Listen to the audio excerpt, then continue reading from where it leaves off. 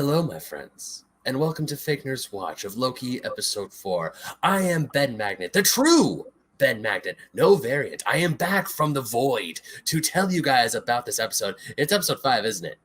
Yep.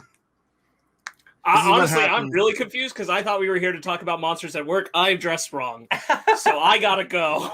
This is why you gotta watch the second episode. So, Sacred Ben coming back and screwing it up right away. Sacred Ben. Time bomb it right now. Apparently, I've spent way too much time in the void. I'm gonna go back now. Bye.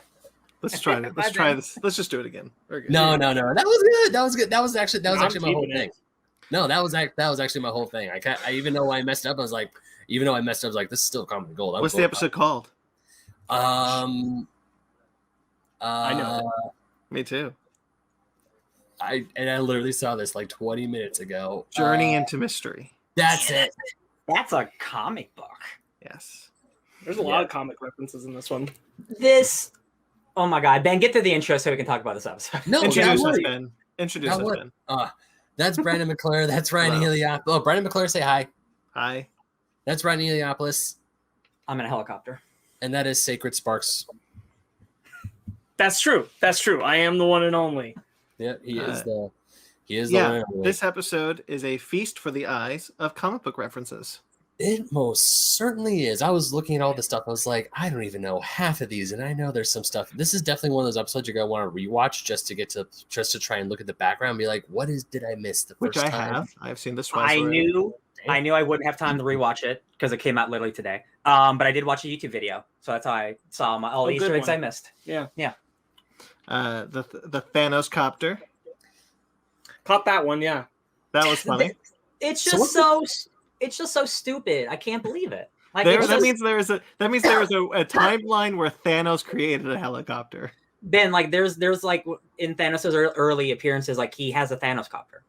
It's like Spider-Man has a Spider-Mobile. Yeah. It's a 60s bullshit, like silly thing. Wow. And just like I thought that was a reference. It's Hellcat. It's Hellcat and Spider-Man trying to take the Cosmic Cube away from Thanos, who is in a helicopter in a yellow helicopter that says Thanos on the side of it. Yeah. Oh. It's that's a real comic book. Yeah, and that's of course the most we'll ever see of that, but that's just like a really, really cute, great thing. There's literally like a dozen things that are in this episode. There's a statue head. There's a statue head of the Living Tribunal. Yeah, that guy's dead, or it's just a statue. But like it's the end of time. It's the end of time, so I assume he's dead because I feel like we would have seen him or something. Yellow Jacket's head. Is that Yellow Jacket's head? So there's a big head. And it looked like I thought it was Ant-Man, but then I thought maybe it was Yellow Jacket. I was like, because Yellow Jacket just like disappears at the end of Ant-Man, right? He just like turns into the quantum realm or whatever. I'm like, the implication is that in an alternate timeline, instead of going smaller, he goes big, and the TVA is like, no.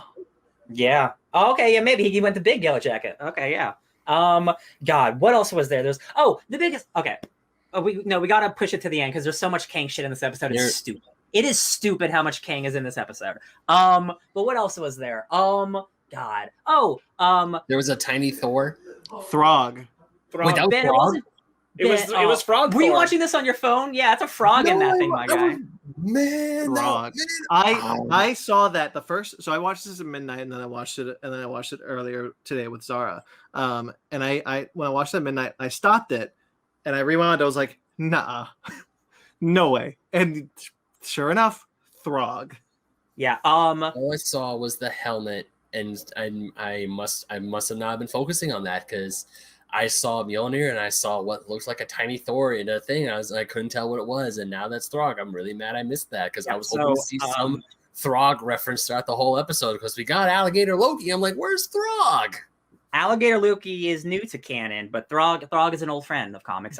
People who don't know, Throg is not Thor. Throg is another person who got turned into a frog, who much like Beta Ray Bill, who gained worthiness. Because Thor got turned into a frog, and then Thor hung out with a bunch of frog people, and then the worthiest of them became Throg. Comics are stupid, but you know what?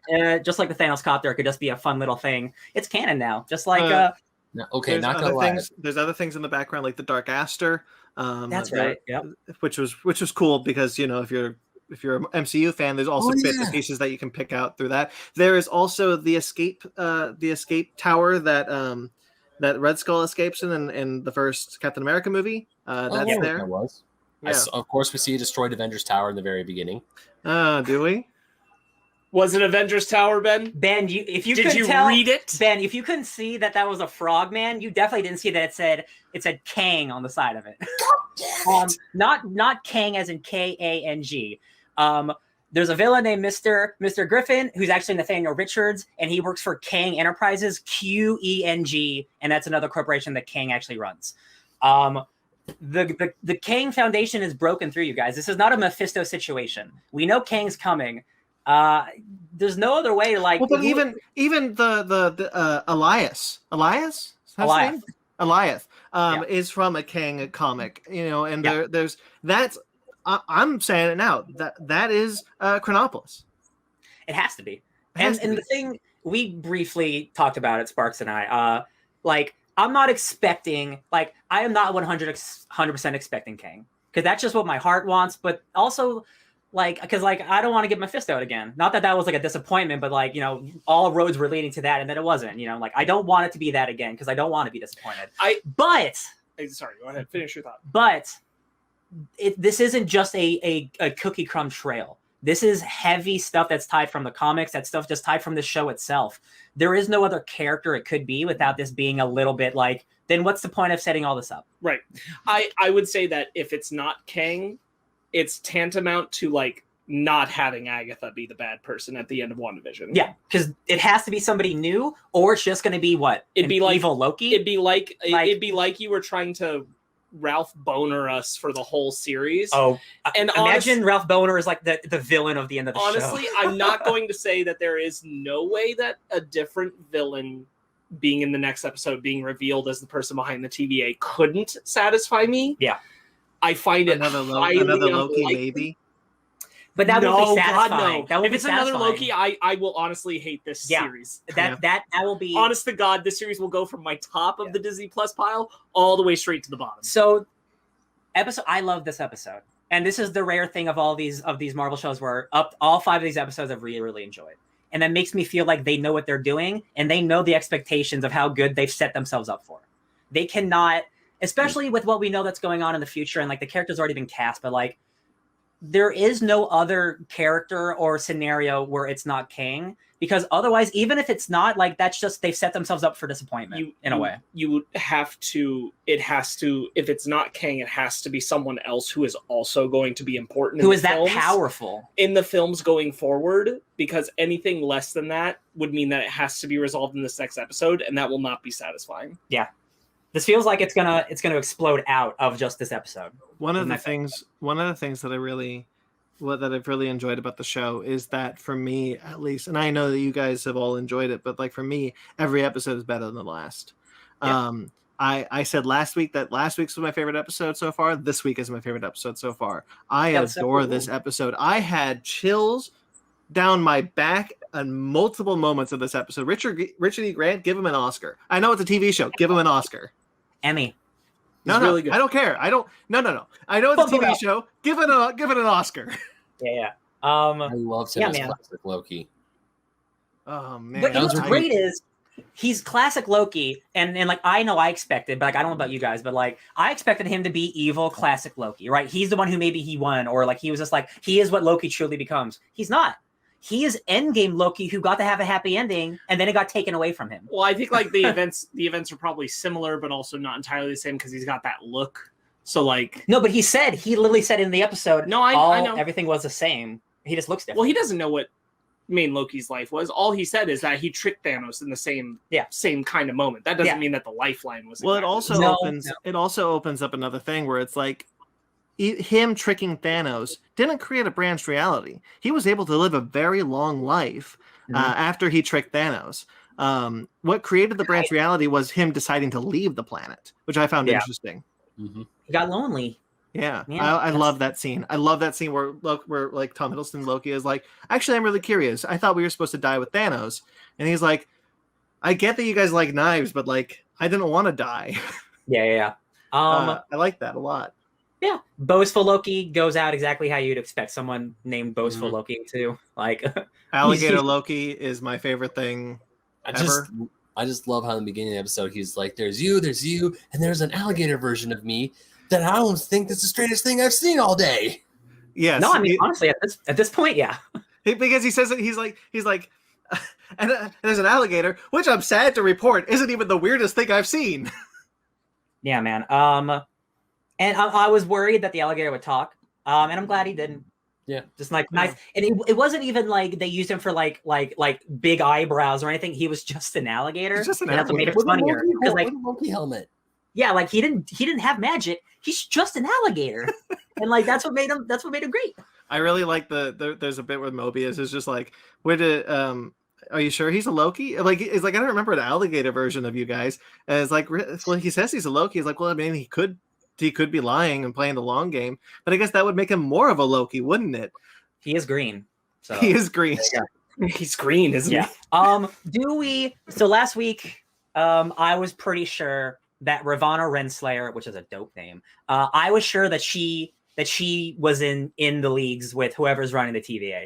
I'm now convinced that she's not. She's just so devoted to the TVA, she doesn't even care who it is. She just wants to know and be like, I'm here for you, baby. I'm here for you. Just tell me what we need to do because we're in chaos right now. Like she buys into the dogma. Yes. Yeah. Okay, yeah. I agree. I don't. She kind of plays it. Was she kind of talking to Sylvie? I was honestly a little surprised that Sylvie bought it for a second because I didn't. Yeah, I think like because Sylvie's changed because of Loki now. Yeah. No, like when Miss Minutes kept looking for the spaceship, I'm thinking it seems a little too. Well, but even at that point, Sylvie knows. But even before that, I was like, I wouldn't trust her at all. Yeah. This is really like the first time Sylvie's maybe ever had like a connection with someone like that. So like, it's the first time she's like trusting someone who maybe she shouldn't. Like, it's a learning experience. Like the first time for her, even though she's thousands of years old, maybe. Like, who knows? Yeah. Sparks, what were you gonna say? I don't remember anymore. Oh, Hell sorry. yeah. No, it's fine. It probably wasn't important. I actually have notes in this episode. I really love the music. I think the music in this episode is top notch. They brought it hard. We haven't talked about it much this show, but the music's been really good throughout. This was obviously a really good one. Flight of the Valkyries. Oh man, mixed with Loki's theme. That's like, oh, it's so good. Eliath is an incredible effect for a TV show. I know these have the production budget of a movie basically, but I'm always so blown away that I'm watching this. That I'm watching a TV show that has this level production budget every single week. Because honestly, like the only real quick, Ben, the only other network that really does this high production value is HBO. Because HBO is like Game of Thrones, like they're spending the same amount of money on one episode they would a movie. It's because like they know people will watch it because like that's where the production is, and like Marvel understands that like the MCU works and it can also work on the small screen. Yeah. What were you gonna say? No, I was gonna say Eliath was like A rad, B reminded me a lot of the Rhino from James and the Giant Peach. Yeah, I made that. He literally said, "Oh, we're watching that movie now." That's awesome. No, because I haven't thought about that movie in ages. Yeah, it's been a while because when I saw it, I remember the last time I thought about that movie was when we watched New Mutants, and I was like, "Oh, look, it's the thing." Oh yeah. James the Except this time they did it better though. Yeah. Well. Yeah. I mean, of course, it's New Mutants. It's not that hard to be better than New Mutants. I have a stupid quote here. Okay, I want to talk about Richard E. Grant. Okay, if we may, we may. If the court allows. I adore Richard E. Grant as classic Loki, not just for what he represents as far as like Loki's place on the timeline, but the fact that he's just so frustrated. He is Loki is the Loki that we were following turned up to 11, where he's just like, no matter what we try to do, we're always Loki. Why are we? He's like so furious about it. Like we can't change. And then even Kid Loki says, and when we try to change, we're erased from the timeline. Essentially, like this. I didn't expect this show to be a character evaluation on a person's place in the universe, not just Loki, because it can relate to so many things. It was just like, what does it mean for free will if you're always meant to be the same person? You cannot change, and if you do, you're erased from existence to be put back to where you're supposed to be. It's so juicy that I didn't expect it. And I think that this is one, because of this that they're dealing with, and they're directly tackling the themes that is presented in the show. It's one of the best written things that the MCU has done. Yeah, I 100% agree with that. I definitely agree about that in relation to Richard Grant's character. Yeah. 100%. Yeah. I don't agree about it in relation to the Loki we're following. And that's okay. Well, do you want to expand on that? Sure. This episode, I like it. I really love the show. It's still at my top. But this episode did crystallize for me because I think that in here was the sneaky moment where it revealed that, oh, we're actually done talking about any character development for this Loki. We're not doing that anymore, so don't worry about it. And I was like, oh, okay, which was the conversation with Sylvie, where they're sitting there and he's like, yeah, I'm not that Loki anymore. And I'm like, oh, okay, when did that happen? I'm sorry. Because you watched a clip show of a better version of yourself. And then you were on a mission to kill the Timekeepers, which you were using Sylvie as a ploy to be able to do. And then you connected with her, I get it. But now suddenly, I'm not mischievous Loki. Sure. Love conquers all. We've taken a bit of a shortcut away from having to develop the main Loki we're following anymore, because we know a better version of Loki before. We're kind of like fast traveling this Loki through his character arc stuff. And I'm like, now this Loki is the bit player in other people's stories. This isn't his development arc anymore. That's over. It's about Sylvie. That's done. And what really crystallized it for me beyond that conversation was that no character thing had to happen for him to be able to enchant. He just could. Mm-hmm. That's true. He just did it. By the power of magic. We're done hitting on character things that are going to make that person be effectively changing or adapting. The Lady Sif moment in the last episode, I think helped to push us towards him being this more responsible, better Loki. But I think we've kind of just been able to fast travel through his arc. We're getting to big plot stuff more than character stuff at this point. Yeah, and so like he's saying these things about like they're words, but they're hollow. Yeah, they don't have the impact of the moments we should have seen in the show up to this point, and they imply that we're not going to get any more going forward. I don't think I agree with that, but I don't know. I don't really have the words to fight it, but I do. For me, I didn't see that we were, and essentially what you're saying, putting aside his character development. Because the moment for Sylvie, for me, did not ring hollow. It rang so true to what we've seen of this character so far. And this character development has worked for me. And what crystallized it for me was in fact the enchantment that he uses, because he sees Richard E. Grant do this most amazing thing I've ever seen with the greatest music that I've ever heard to fight Goliath that I just adore. And he realizes in that moment that we are stronger than we've been told. We've been told by the sacred timeline that we're not. We're this person. We are this person we always have to be, but we're not. We can be more. We are stronger. And I think that really works for me because he's looking at Richard E. Grant being that more, being that stronger, and he's able to kind of reach in himself and do that enchantment. Yeah, you know I mean? kind of agree with that if that were the connective tissue, but it isn't. He says that there's beats. Then he's like, it's not working. I will hold tighter and shut my eyes more. He believed more. And I'm like, yeah, okay. Well, that's what Ryan's right. I saw it as he just believed more. But I was being facetious. No, I'm serious though. That works for me. It works for me in other media, and it works for me here. And that's why I like Richard E. Grant's moments so much. You know, not just for the fact that it's super incredible seeing Richard E. Grant just act the shit out of a moment that is just him moving his hands with CGI nothing going around him. With the I think the idea that he was able to kind of like, Sylvie, he looked at Sylvie believes in him that he can do this, and so he believed in himself that he can do it, and then they do. And I think for me, I understand what you're saying, Sparks, and I don't necessarily disagree, but I think that's where I fell on it. It's always a situation for me, much like when we talked about with him pushing the building up. Yeah, you need to give more context for a power. Like maybe maybe in a previous episode have Loki try to do it and it doesn't work or something. Well, my whole thing is that you just need to get, because it's just I need to do not just enchanting. I need to enchant something that's a cosmic entity on his first try. And I'm just love's powerful. I get it, but also. My whole thing is that when enchantment is described to him, it's stronger by being able to connect to a memory. Yeah. And I'm even if he wasn't connecting to a memory of Eliath, which is fine, something of his own that would have centered hey, this character is still evolving through his motions. Yeah. I don't know, something about his mom, probably, but something that would have catalyzed his ability to do this now, shown his growth pattern. And I really like the show. I think the show is really strong. I think this is the first episode where I went, I see the flaw. The flaw is that this character is not actually getting due development. It's all in the transitional moments. It's all in the saying of these things are happening. There's this moment where Richard E. Grant is leaving Loki and he says, I hope you find what you're looking for. I don't know what he's looking for.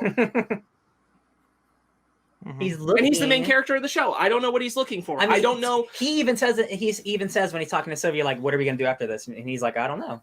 Right. Yeah. He's become adrift in a path, and that is a bummer because up to now I think it was trackable. It became a little untrackable now. And honestly, and it's not like it's Sylvie's fault, but she is definitely taking some of the character development away, because she's also a brand new character. Everyone else in the show in this episode takes away from him actually, because all the other characters also have to develop and stuff. Yeah. And you can parallel it, as Brandon is suggesting, with a lot of what Richard E. Grant represents compared against his Loki. And yeah, that's there, but he's not engaging directly with it enough for me to feel like it's actually the development of what's happening. Again, it is the one flaw I'm finding right now. Yes. That is mildly irking me, and this is the first time it's come up. It's not that big of a deal, but it is man, I do kind of wish that we weren't just speed rolling into this Loki is not the Loki from Avengers anymore so quickly, when in context this has been 2 days. If that's the thing, that's why it's hard for me to believe his full character growth, because it literally has only been, it feels like a couple hours, because he's just constantly been moving. Not to say people can't change over a big he draft. also says he doesn't know how long it's been in this episode. He doesn't know how long it's been since New York. I don't think it's been months. Time works differently in the CVA. That's true, but we've been watching them the entire time. I didn't expect it at the time, because I was just kind of enraptured with the show, but I didn't expect Mobius to show up the way he did. I kind of figured he'd probably show up somewhere in the episode in some way, but I really liked his striving car save Sylvian moment. Do you want to say what you and Megan think? Oh, I don't remember what I said.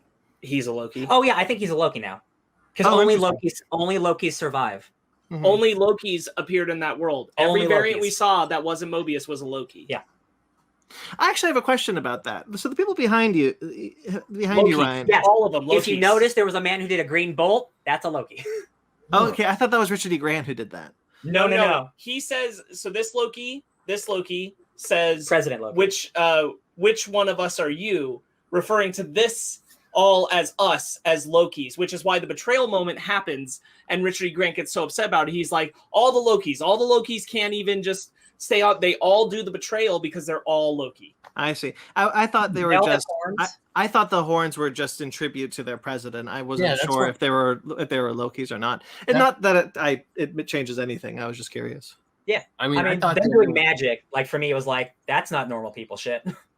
No, I didn't catch that because later on in the episode when you see Kid Loki and Richard E. Grant, when they see the car, they're like, what's could be pirates, cannibals, either or, doesn't really matter.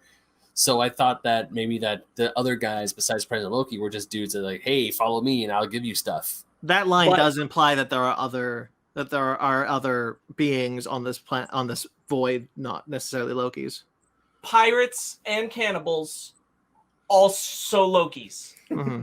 They can all be those things. Why not both? The implication is that the only ones who have been able to survive, because they say the Lokis are only around because they're survivors. Everyone who ends up in this place, the only ones that survive are Loki. Yeah, because we do see the ship. That doesn't mean it's a hard rule. Yeah. And Mobius is a Loki. However, it'd be a fun twist. However, it wouldn't surprise me. Because, and again, he has that conversation with Sylvie where he's like, he's not good and he's not bad. That's why we get along so well. That's like kind of Loki. This brings up a good point from the last episode that we hypothesized about, that this episode made clear is not the case, where we assumed only Lokis go here. Yeah. And so whatever variant you are goes somewhere else. Yeah. But that's not true because of the battleship. Yeah. It's just everything goes to the void. So that's not clear. It's basically a junkyard. It's for the TVA. It's the end of the timeline junkyard. Yeah. The end of time. I guess I can't say like with 100% certainty that every single dude behind me here is a Loki. The one did magic, but definitely more than just President Loki is a Loki. Right. Some of these other dudes are Lokis because they did Loki stuff. Yeah, it's not a big deal. I was just curious. Let's see. It would not surprise me though if they reveal that Mobius is in fact a Loki variant. Yeah, like the first one they got and they trained him. Yeah. You're right that he's not, when he says he's not necessarily good, he's not necessarily bad. The only thing that would kind of differentiate him from, like, a Sylvie is so different than a Loki than the other Lokis. Yeah, I mean it could work. You could tell me he's a Loki and I'd believe it. I kind of don't want it though. I think I don't need it. I think the reason I don't want it is because like it's enough that Loki has this positive reinforcement from Sylvie and Richard E. Grant Loki, but mostly Sylvie. I want this Loki's version of you can be a good person and that kind of stuff to come from someone that's not him. That's a good point. Yeah. I want it to come from a person who's, even if he doesn't know he's a Loki, like I want him to genuinely just not be affiliated and just be like, I think you could be a good person. Yeah, I like that. Yeah, I agree. But I get where that's coming from, and I do feel like there's a possibility they'll reveal because it's just like in the next one. It's just like everyone else dies, but like Mobius is just he survived. He's a survivor. That one guy. Yeah. So is he the in between Richard E. Grant and Tom Hiddleston? He's the one that they. I think. Well, he doesn't have to be because not all Lokis operate on one timeline, obviously. Because one of the interesting things that I really liked was that Tom Hiddleston recognized Richard E. Grant as himself. Yeah. Where he was like, that's me when I'm older. Got it. And that's me when I'm younger, I guess. Yeah. Well, I mean, he would recognize Kid Loki. Man, Kid Loki's when I'm an alligator.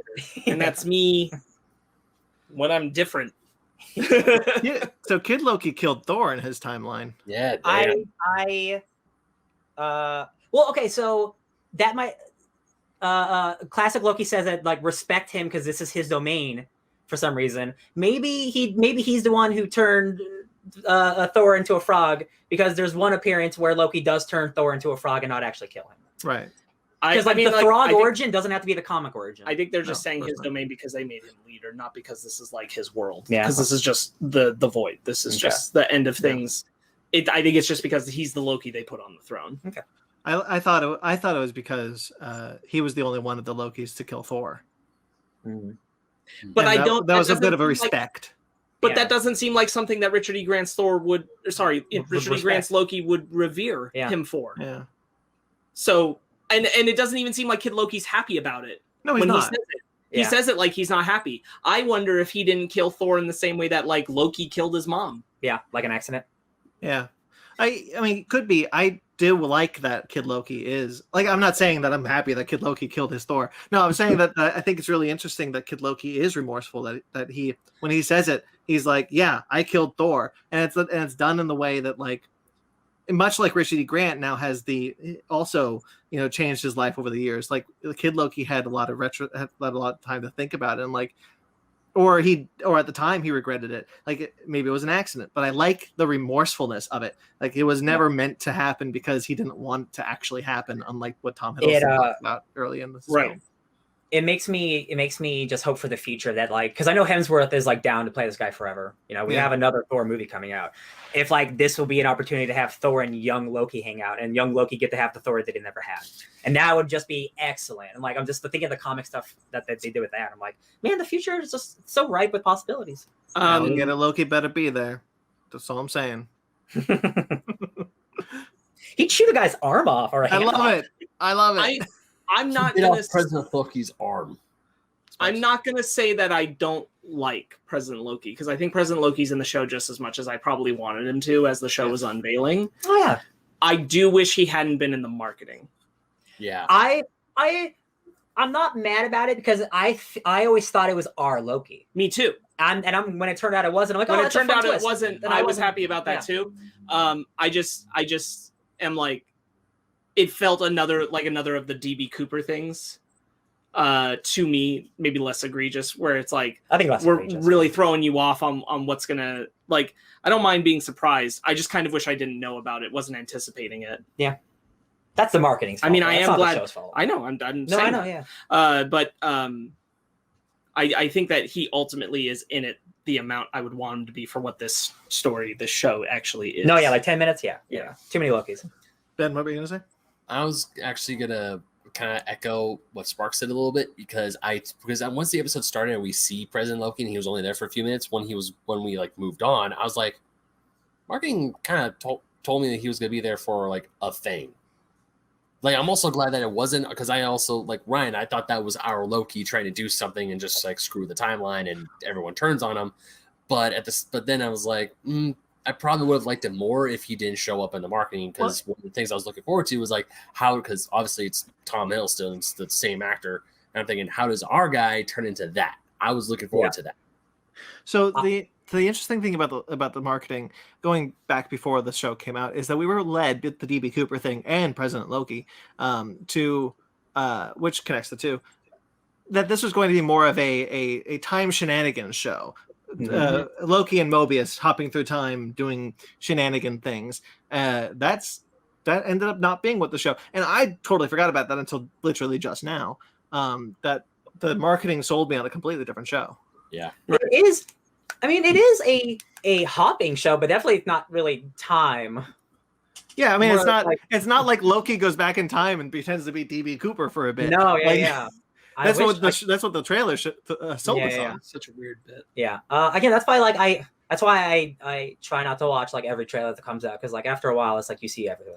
It's like after a while you see everything. Well, but I'm kind of like obvious. Look, I just thought of this now. This was not a premeditated thought, but I kind of like, now that I'm thinking about it, like that we were sold on a different show, because I didn't know what to expect going into the show. After all, I was told that what the show was going to be, and the show ended up not being that at all, and ended up being a show I like a hell of a lot better. Yeah, even with the criticisms that I mostly agree with, not as much with Sparks. Like this is still my favorite MCU thing in a while. Like even with the movies, like the genre, I love genre television. That's why I like WandaVision so much. I wish the finale just. That's not what I'm worried about with this show. Is like if the finale is not going to ring true, it's like then like they were building up to nothing, and that's always my biggest fear about like you got to start with an ending. Don't build to nothing. You got to start with the ending. The worst thing that I can see right now, where I'm sitting at with Loki, like the worst thing that I can see happening is that the ending just kind of ends up being, yeah. And I really don't want that to happen. I don't think they're going to necessarily like completely bomb the ending. Although I can kind of see that happening, I just don't think I have more faith in that. I think I have more faith in this show. Yeah. Yeah. The worst that I can see happening is that they just kind of like end it, and we're just kind of like, okay, that was that, and that would also be a bummer. But I'm really hoping that they just nail it. The thing that I'm so curious about is like this episode ends in such a place where it's just like we're at the castle of the bad guy who we haven't met yet. Yeah. I could not possibly even tell you what the next episode is. It could be a huge multiversal thing. It could be something where it's a little conversation for an hour. Like there's no context. Like it could be nothing but evil Mobiuses, like evil Lokis. Like I just have no idea. All I know is all signs point to Kang, and I want it. That's all I'm saying. I have a hard time believing Kang is not at the end of the show. Yeah. The conversation I had with him, I'm like, are they bold enough to introduce the next Thanos in a TV show? And a lot of people online are saying they won't do that just because of like just money reasons. And I'm saying I don't think so, because this isn't, the MCU's different, and these TV shows, quality wise, they're different though. You think they'll introduce the next Thanos in Ant-Man 3 is the more that's what I'm saying. Argument than like, oh yeah, they might put him on Disney Plus. I'm like, I feel like they're equal. That's exactly what I mean. The thing about this is when WandaVision ended, when WandaVision ended with Falcon Winter Soldier, before Falcon Winter Soldier, I got really upset because I was like, Kevin Feige sold us on these shows that these would matter. These would be just as important as the movies. These would be big events like the movies. These would be the movies on the TV. And WandaVision felt like, and WandaVision got me thinking like, oh wait, so the shows aren't actually going to matter. What's going to matter is they're going to lead into movies. Falcon Winter Soldier told me that wasn't necessarily the case because they introduced the new Captain America in a TV show. Yes. So now I'm kind of thinking. So now I'm a lot more into that idea of like, yeah, if you want these shows to matter, show me the next Thanos villain on Loki. Do it. Yeah. That's right. The way I see it, about the TVA, Ooh. Which thing? the Forever. Oh, okay. So when Avengers Endgame came out, we read a comic called Avengers Forever. If you look up the word forever in the dictionary, it's the actual definition. It's for all time, always.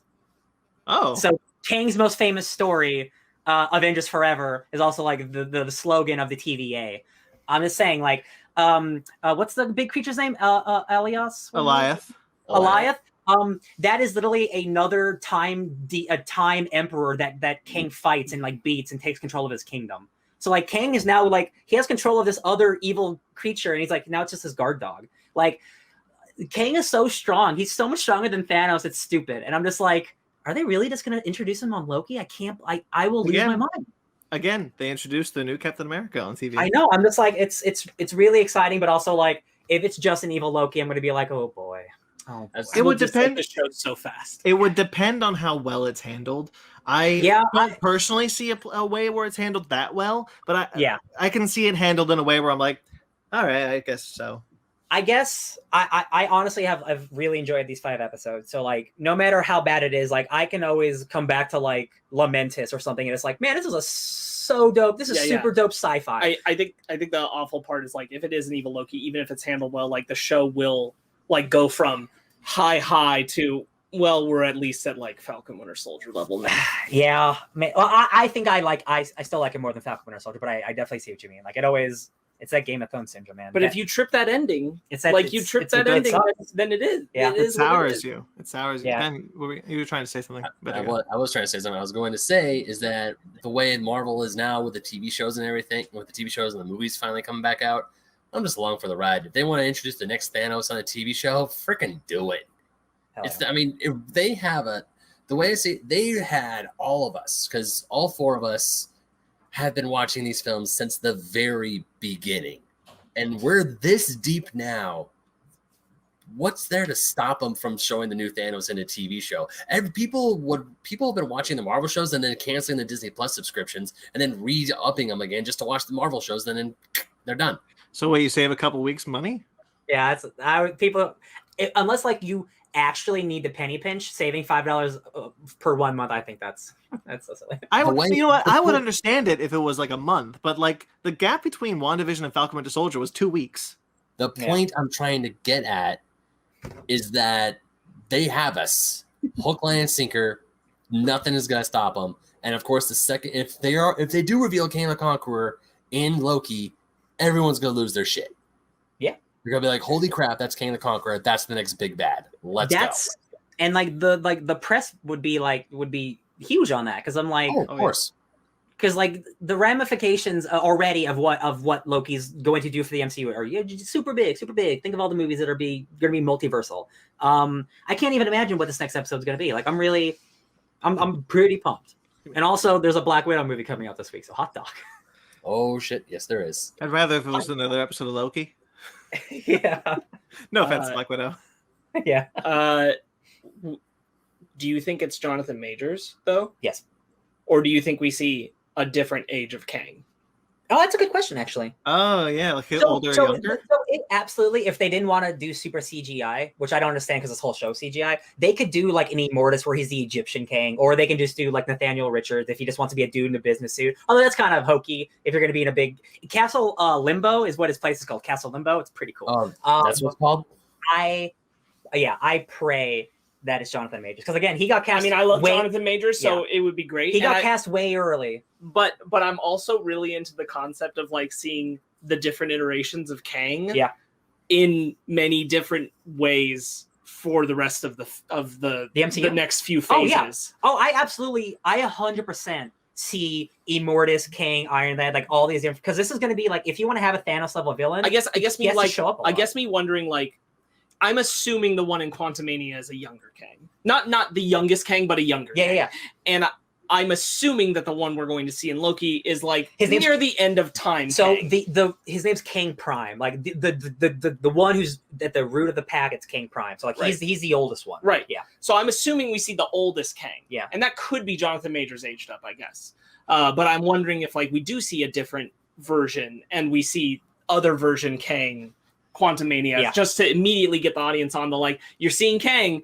It's not the same thing though. That's not always going to be the same. Just like seeing Richard E. Grant Loki and Tom Hiddleston Loki, they set it up.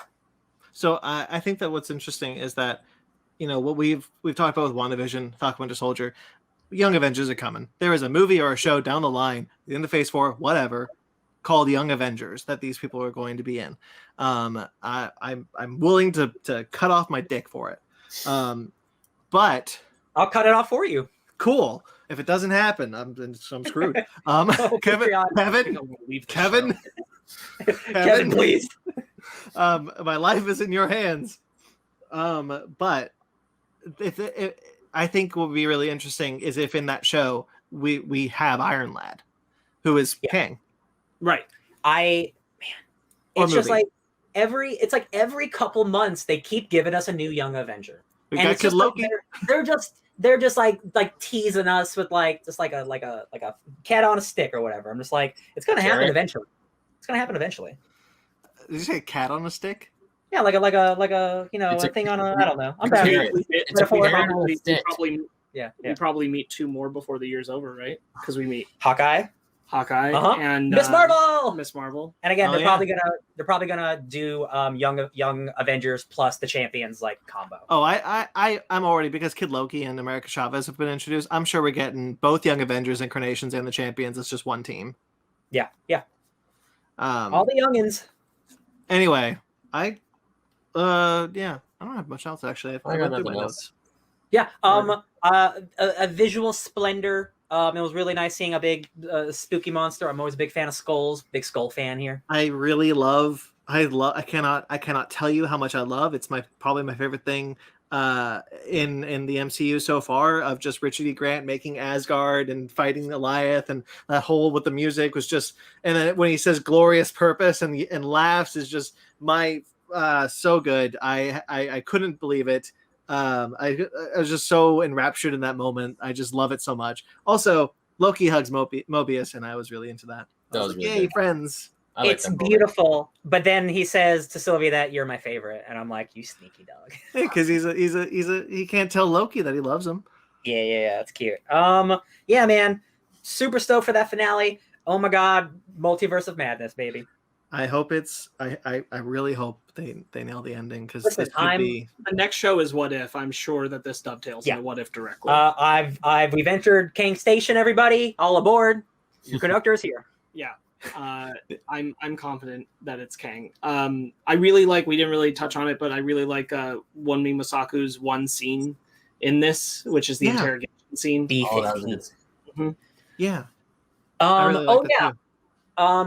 So which is where it makes clear that Ravonna is like not fully in the know, but dedicated to the mission. Yeah. She's on Kang's dick hard, even though she doesn't know it's Kang. Oh my god. I really hope she stays around and she does become like Kang. I hope she stays around too. That's gonna be so cool. It's gonna be so interesting, like, because the TVA, it is the power above power. It is the thing that rules the universe. Like, it's gonna be so interesting to see like what happens next, because we didn't even know this thing existed before. Now it's like, oh my god, all of reality is to its whim.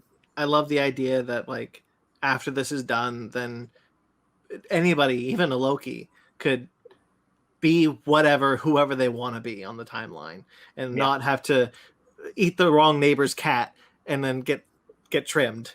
Yep. Yeah, man. I just hope that them showing us Throg doesn't mean we can't actually get a Throg in the future. Me too. That's always my fear when they do cameos like that. I'm like, oh, does that mean we're never getting it ever? Oh no. I mean, at least we got that. No, it's super cute. I love it. If we were gonna get it, I'm glad we got it here. but I want it somewhere else too. Yeah. Definitely gonna If rewatch anyone's that gonna do it, it would be. If anyone's gonna do it, it'd be Taika. Yeah, Yeah. that'd be funny. Yeah. See a talking frog with Mjolnir, that'd be awesome. I love Throg. All right. I'm really curious because, like, obviously this is not the moment because of COVID, but I'm still really curious about when we reach the point where Disney Plus show will specifically be scheduled to episode comes out, movie, episode reacts to movie. Oh, the Winter Soldier approach? The Winter Soldier approach. Oh my God. I'm sure it's coming. Well, We're a ways away. no, I'm just trying to think like what What would it be? I don't think anything. I is mean, Oh my God. that it would We almost Shit. had it because WandaVision was supposed to go into Doctor Strange: The Doctor Multiverse of Madness. That's true. Yeah, but I mean, like mid show. I mean, like you watch an episode, movie, episode to movie has crossover, movie to episode has crossover. Yeah. Man, I want that Winter Soldier high again, baby. man, that was That's what I want. God, that was so good. I missed that. Yeah. I mean, like, whatever Agents of S.H.I.E.L.D. may have become, like that was prime. That was a prime moment in the MCU. Was watching that show, go into Winter Soldier, come home the next week and watch what followed. I'm very interested in Disney Plus being able to achieve the same effect, which should be even easier because they just run their own streaming service. They can put out whenever they want. It's like the same people making the stuff. Yeah. Yeah. Any final thoughts, Benji? Just can't wait to next week. Can't wait to see how it ends. I'm hoping for Kang. I will say, I think in relation to like what I was saying earlier, just the character development stuff being too fast and probably the show being too strong outside of that. I think that it's just that the show maybe could have been an episode or two longer. Mm-hmm. Just like Falcon and Winter Soldier, I guess, but like Falcon and Winter Soldier, I think suffered from it way more than this is. Yeah. But I do think like I would have liked to have taken more time with in this world of the variant Lokis and that kind of thing. I don't want a show to overstay its welcome, but I do feel like there's character stuff we could have mined here that we move through too quickly. Yeah, I think what you bring up is an interesting concept because, as we mentioned, Falcon Winter Soldier does suffer a lot in its six episodes. Some episodes have are stuffed with plot. Some episodes aren't as stuffed as they should be. But I think Loki has really stuffed itself with plot every episode. I never feel like I've missed out on anything.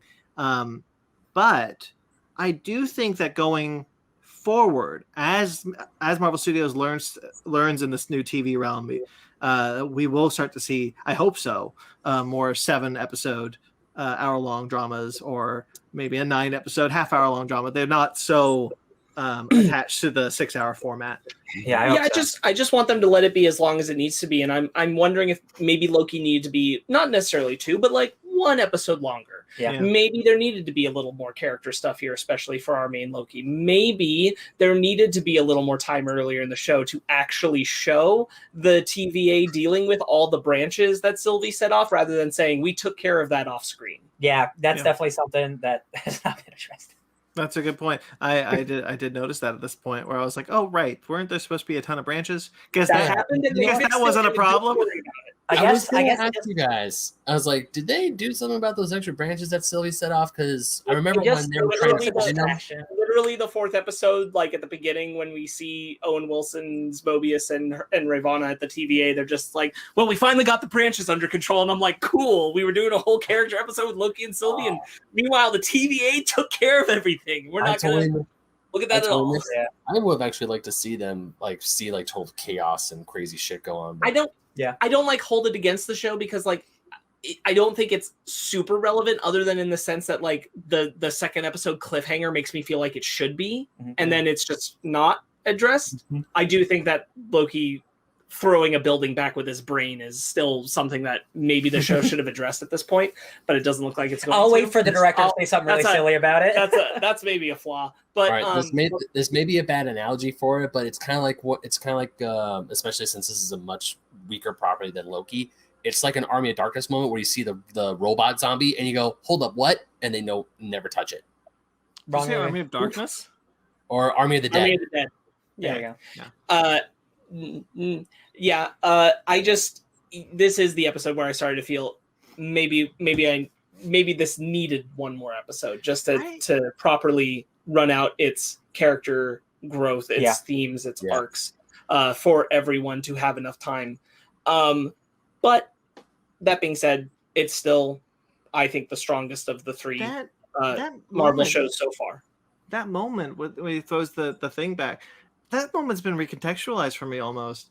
Now I'm sitting here and I'm thinking to myself, like, oh, he potentially could have just tapped into a power that he didn't even know he had. It was instinctual. I hope that they can address that, because he talks about, like, we're more powerful than we think we are. I hope that could be it. I agree. It's just that, as far as we know, Loki didn't know he could do that. Yeah. So Loki, not long after he did it, should go, do you remember that I did that? And, like, that hasn't happened. I don't expect it to happen. Yeah, just acknowledgement that, like, by the way, audience, you haven't seen Loki do that before, and that's because he didn't know he could do it. Yeah, I really like the idea that, like, they thought they were weaker because of their placement in the timeline. I'm so into this show. Anyway, all right, shall we get out of here? Time keeps on skipping into the future, baby. Anything else you guys wanted to bring up? Nope. I got my ticket. The station leaves Wednesday morning at midnight for the Kang train. Just saying. I'll be there. If it isn't Kang, we riot. If it isn't Kang, I'm getting a refund for my ticket. Hashtag it better be Kang. Hashtag better be Kang. I can't think of anything that would be satisfying. I imagine we're watching it, and then, like, an evil Loki comes out and all the air leaves the room. It's like MODOK, and we're like, what? Why? Oh my God, MODOK. So some people online who don't know anything about Kang, they think it's Dr. Doom's castle. And, like, obviously it's not. But if it was, what? Why? How? I wouldn't even do that. But, like, it's not even a possibility. It would be a very interesting, like, story development. That's where you start Dr. Doom, as him, like, as the ruler of the universe. That's his goal. That's his dream. You don't give that to him immediately. And then Dr. Doom travels back through time, so the next time we see him, he's a younger man. That would be, like, maybe the worst thing they could do is just make Dr. Doom Kang. But you have Kang. That's the point of Kang. Part of me kind of really wants to mess with people now. Oh my God, yeah, it's just Feige. Just like, yeah, screw you guys. That's the thing, is, like, I fear, honest to God, like, going forward, I fear the Ralph Boner moments. Yeah, oh, sure. Like, I do, because the further we get from WandaVision, I don't think you were on the episode where we kind of touched on this, Ben, but the further we get from WandaVision, the worse that sits with me. The more I go, you really threw him in just to mess with people, to make them think the X-Men timeline just existed, and that's what you were acknowledging. And then you went, nah, he's just some dude with a dumb name. And I'm like, wow, that's really dirty in a not nice way to the fans that I just wasn't here for. That I moved from. I definitely have more faith in this show that it won't be like a joke, but I don't have 100% faith that it won't be just like a character. Sure, I fear those moments, because, like, that was an interaction from Feige, from Marvel Studios, that towards the fans that we'd never really gotten before. That kind of, like, I guess this is how a lot of people felt about the Mandarin in Iron Man 3, where I went, that felt dirty in a really mean way. And I don't want that again. And I hope that there's been enough, like, obviously, like, all the shows we're watching right now have been created without the ability to have seen how the audience received it. Yeah. And I hope going forward, it has colored their things where they're like, maybe there's some things we don't do. Maybe there's some things that are maybe too much. Yeah. And like, a good example is, like, if they had known, because they didn't, but if they had known that there would be people, like, thinking Mephisto the whole time through WandaVision, I'm terrified that they would purposefully lean into it just to pull the rug out from under people to an extent where it almost feels like you lied. Yeah. Mm-hmm. And that's kind of where I sit here with Loki, is that I'm like, honestly, if it's not Kang, I kind of feel like you lied to me. Because, like, I mean, it's a little too much there's a difference between a fun Easter egg and then having the entire episode have nothing but Kang references and a Kang villain, and it leads to a place that Kang that he lives in the comics, and it's just like, if it smells like a duck and it looks like a duck, it's like doing a murder mystery and someone is able to follow the clues and figure it out, except you anticipate that and decide, I'm going to leave those same clues, but I'm going to say that answer is wrong. Yeah. And that's what I dread. You're absolutely right, because the Ralph Boner moment has been sitting poorly with me as well. Or it's like, there's a bunch of smoke, but there ain't no fire. Yeah, this will be like the smokiest ember ever. Yeah, I remember thinking about. I remember at the moment kind of being relieved that it wasn't Quicksilver, because the idea, because there were a lot of people saying that Evan Peters was going to replace the Quicksilver in the MCU, which that wasn't going to be the case. But as I've kind of gotten further from it, definitely like Sparks, it's that just seems mean. That just seems mean now. Like making fun of us almost. Yeah. Yeah. And they thought it would. They probably thought it would be fun, but they probably shouldn't have done it in hindsight. It's just a bad dick joke. Yeah. Yeah, I think that the cherry on top of the kind of FU sandwich, him just being a dude, is the way they name him, and I'm like, really? Yeah. That's so weird to have done it that way. You could have just said, I picked the image of a Pietro from a different universe, or even hinted that was the idea, and I would have been like, cool. It doesn't even need to be him. I didn't give a crap. But to specifically go so far out of your way to be like, no, screw you for thinking it. Screw you for theorizing it.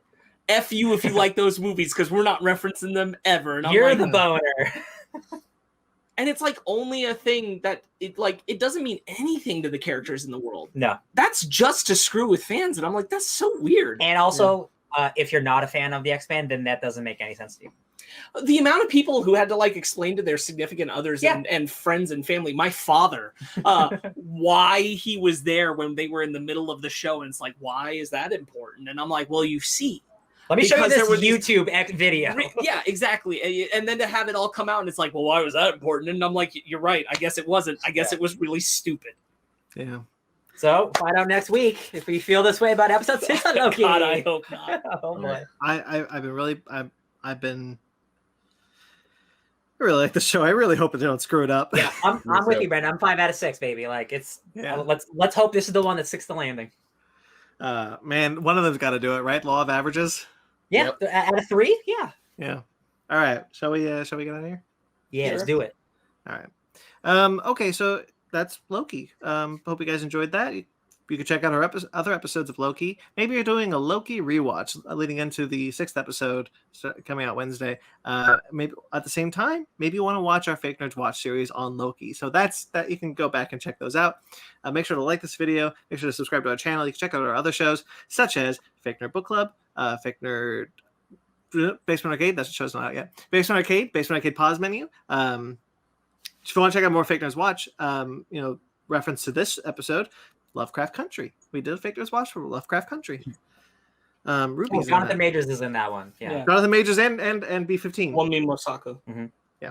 B15. So check out all that. If you want to check out some of our audio shows, you may.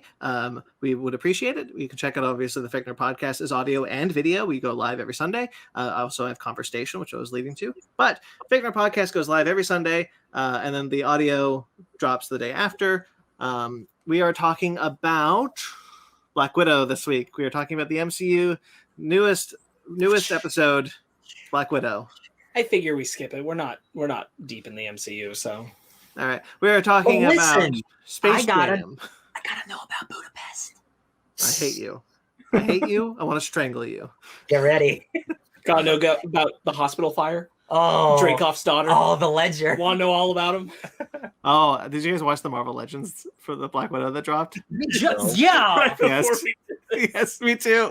Oh. And I was like, oh, we're gonna see him all. Should I stay blissfully ignorant, or should I watch that Legends? Don't remind yourself of anything they've ever talked about Black Widow's past, because everything's going to be in this movie. I watched that. Ignorant it is. Got it. I watched that. By the way, there's Black Widow footage. It's like a second, but it was kind of nice to see they added Black Widow footage in it. Yeah. Looked like the opening to Too Fast, Too Furious. But when they did that and they did like the Iron Man 2 and then the Avengers, I was like, oh right, I didn't like Black Widow in the beginning. And then they did Winter Soldier. I was like, oh right, I liked Black Widow then. Yeah, she gets an upgrade. Yeah. Not with her hair though. Her best hair is my opinion, Civil War. Iron Man 2. Yeah, it's Iron Man 2. Yeah. But no answer is wrong, really. So Winter Soldier is wrong.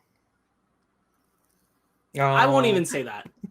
Listen, if I'm being honest, I'm happy with any redhead ScarJo. That's fair. All right. Yeah. Anyway, so that you can check out all so that. Not Infinity War then. That's white hair ScarJo. Scarlet, no. Age of Ultron's my favorite hairstyle. Just saying. Nice.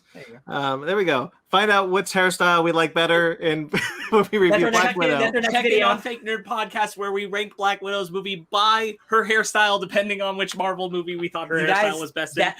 You think that's a joke? If we made an actual ranked hairstyles of Black, that would be our highest rated video. I'm writing it down because I don't want to forget that we're doing that this weekend. I'm sorry, guys. Don't forget it. So stay tuned for Black Widow hairstyle rankings. I like Sparks' thing actually, where we rate the movie based on Scarlett Johansson's hairstyle in whichever movie we like best. Oh wow, okay. So if I'm like, hey, it's Civil War, because I like that hairstyle. I'm gonna give this Avengers. Oh, that's an Iron Man 2. Sorry. Oh yeah. That is what that's an Iron Man 2. That's what we're doing. So stay tuned for that. We're talking, as I said, can Black say Widow. for damn certain this ain't no Winter Soldier.